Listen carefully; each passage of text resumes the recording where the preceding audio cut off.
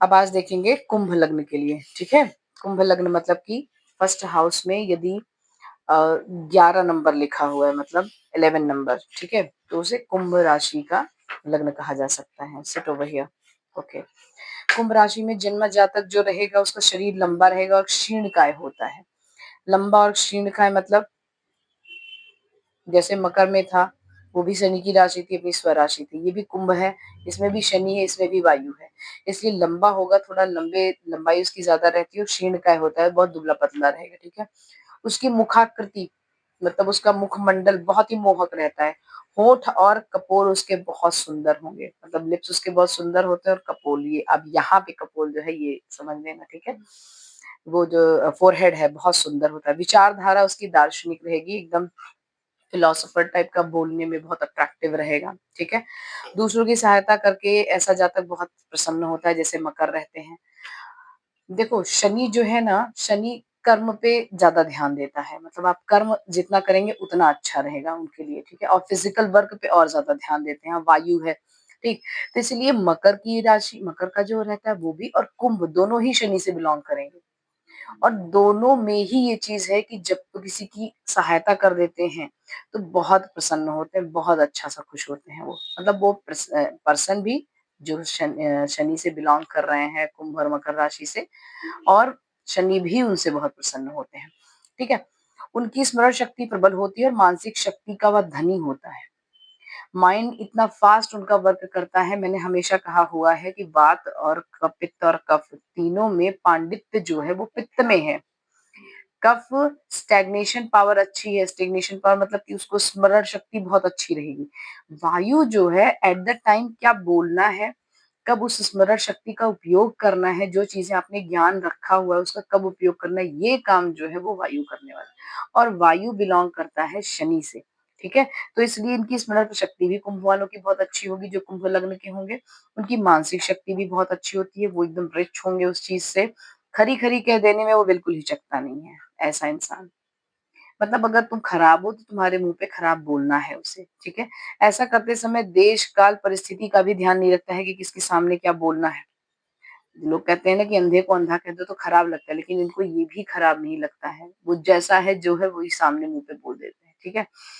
उसे जीवन में अधिकतर विपदाओं का सामना करना पड़ता है। अगेन आई टेल यू कि मतलब कि हमेशा वो चीजें ध्यान में नहीं रहती हैं कि हमें फिजिकल वर्क करना है या शनि का ध्यान रखना है, हम शनि वाले हैं तो हमें कर्म करते रहना है। कभी ना कभी इंसान लेजी होता है और उसका इफेक्ट जरूर पड़ेगा।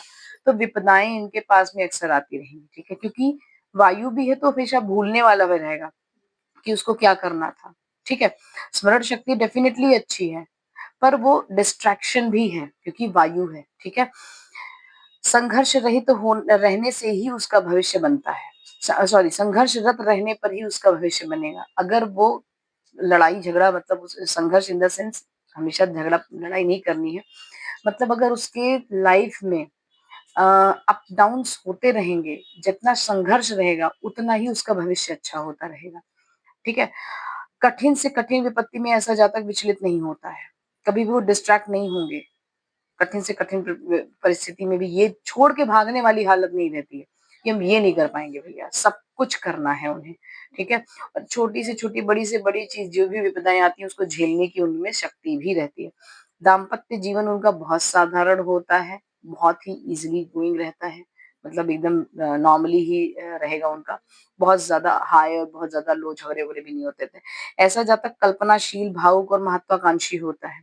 कल्पनाशील मतलब उनके दिमाग में चलता रहता है, ये करना है, फिर वो करना है, फिर वो करना है, फिर वो करना है, ठीक है। वो प्लानिंग चलती रहती है। Shut your mouth.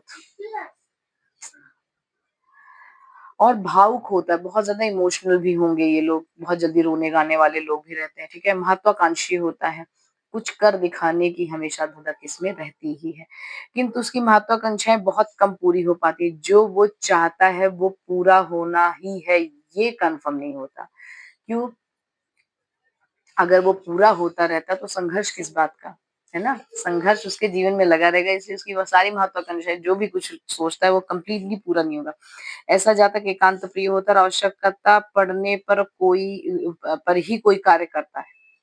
अगर जरूरत होगी तो ही कार्य के लिए उठेगा। देखो कितना चीजें इसमें मतलब अ, दो तरफ जा रही हैं, ठीक है। एक तो ये कहा जा रहा है कि ये सब कुछ स्मरण शक्ति भी अच्छी है, वायु वाला है तो डिस्ट्रैक्ट भी होगा, समय पे अपना काम भी नहीं करेंगे। अभी लास्ट में देखो इन्होंने आवश्यकता पड़ने पर ही कोई कार्य करता है, अगर जरूरत होगी तो ही कार्य करेगा, इसका मतलब वो डिस्ट्रैक्शन लिखा हुआ संघर्ष डेफिनेटली होना है, ठीक है। उसकी उन्नति और अवनति आकस्मिक रूप से होती है, उसको लगेगा कि अब कुछ नहीं होने वाला है मेरे जीवन में, तुरंत उसकी उन्नति होगी और अब लगेगा कि yes this is now and I am very happy, और एकदम स्टैग्नेंट टाइप से एकदम स्मूथ लाइफ जा रही है, तुरंत उसकी अवनति डाउन, ठीक है। अब नेक्स्ट जो है मीन राशि का वो कल देखेंगे। Thank you.